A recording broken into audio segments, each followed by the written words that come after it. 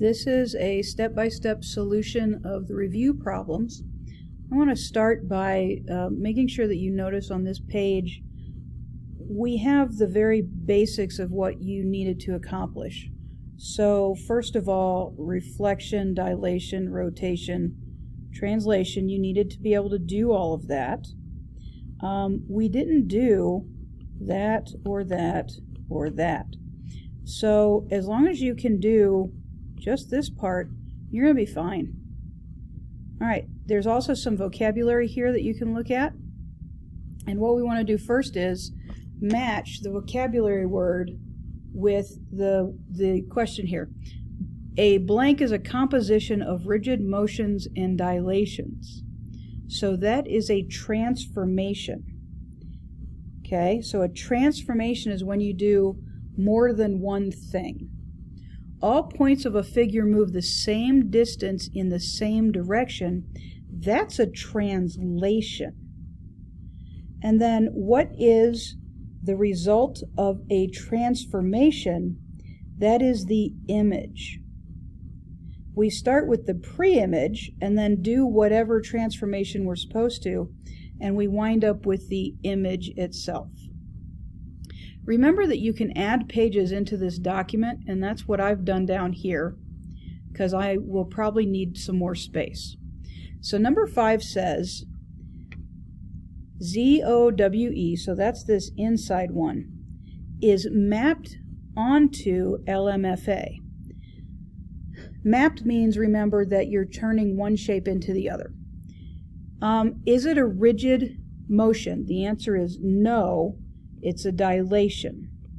Rigid motion means no change. So rigid motion means no change. What is the image of ZE? So I'm going to highlight. The image of ZE would be LA. What is the pre-image of M? So if M is the image, what's the pre-image?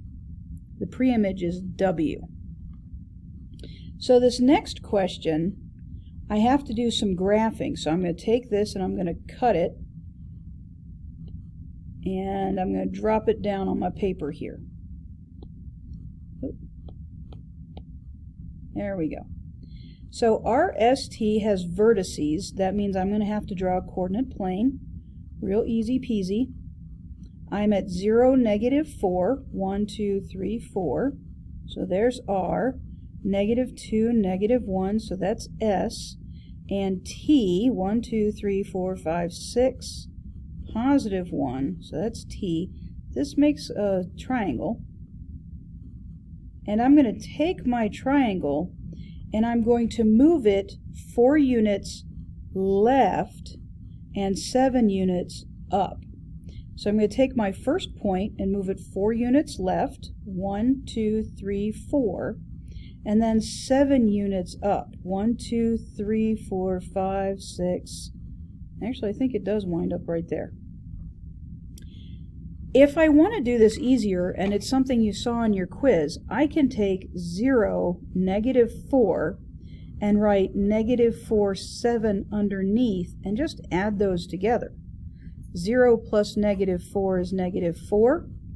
-4 plus 7 is +3. So for my next coordinate, for 0, -4, instead of counting, I just did the addition rule there, and I can just go to -4, +3. So there's my first 2 coordinates, and that's this line right here. Now for S, if I'm at -2, -1, and I combine that with my translation, I'd be at -6, 6. 1, 2, 3, 4, 5, 6. 1, 2, 3, 4, 5, 6. And check it out. Whether I use counting or algebra, I'm going to be able to shift my image. Number 7 says, write a rule that describes the translation 5 units left and 10 units up. So I'd either write T, -5, 10, Or I would write x minus 5, comma, y plus 10. Both of those rules are correct. When you see rule, that means geometry math style, not like saying slide or shift. Now for this next one, we're going to be doing some reflection. So again, I'm going to grab this like so, and copy it, and drop it down here and paste it. Okay, so I've got to do two different kinds of reflections. I'm going to draw my coordinate plane first again. Easy peasy. I want you to make sure you put your A's, B's, and C's in the right spots. So I'm 6, 4, and then negative 2, 1, so that's B, this is A, and 5, 0, so here's C. Make sure you have the same shape I do. Okay, so I'm going to reflect it across the x-axis. Here's the x-axis.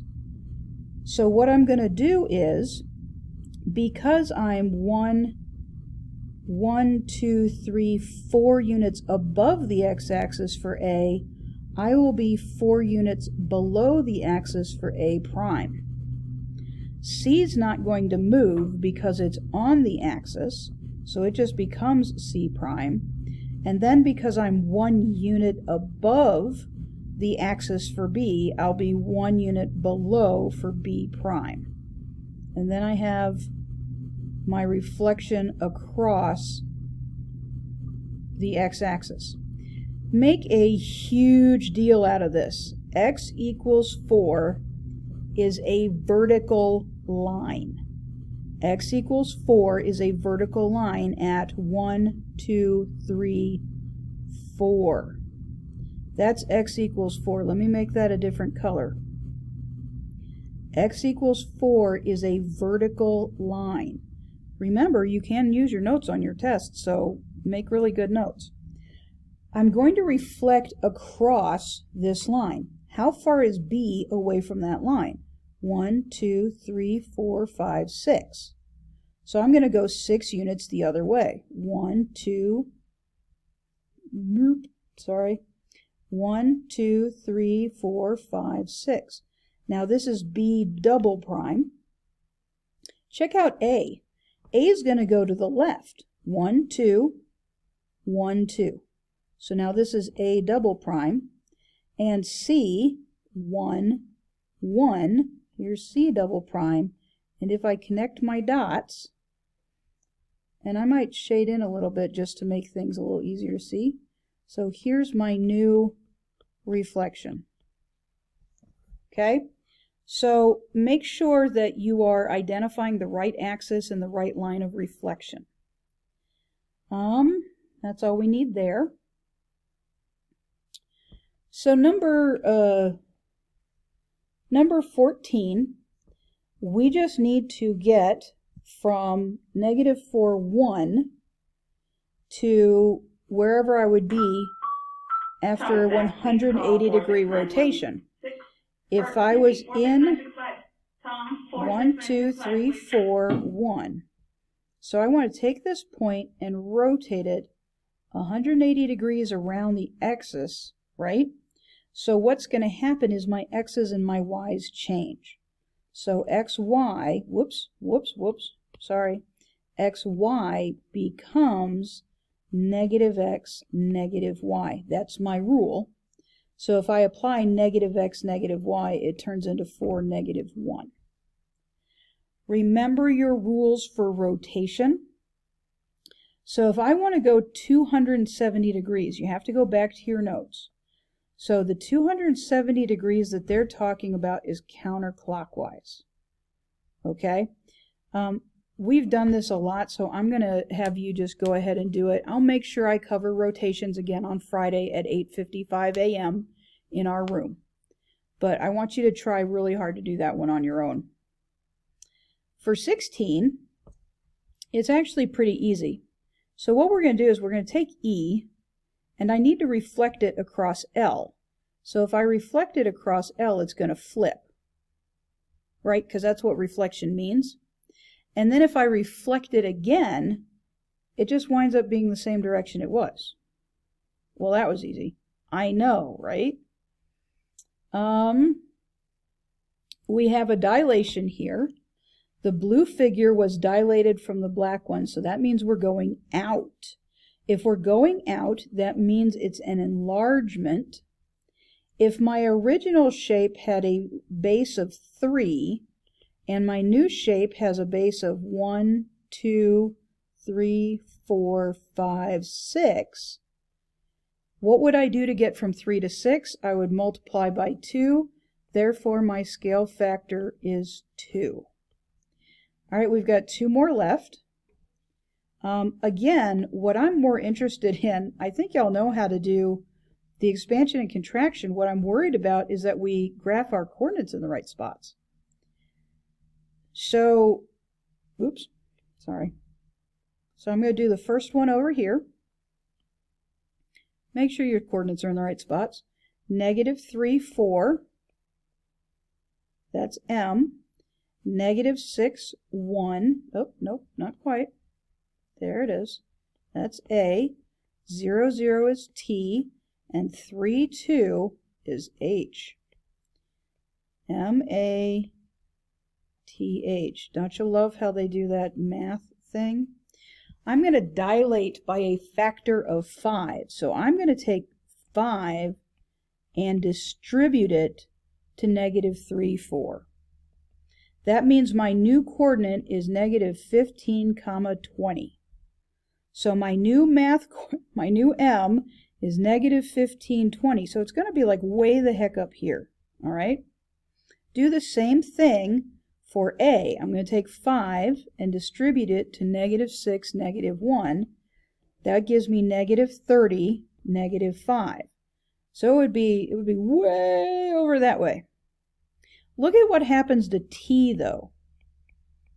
5 times 0 is 0, 5 times 0 is 0, so T actually isn't going to move. T is going to stay right where it's at.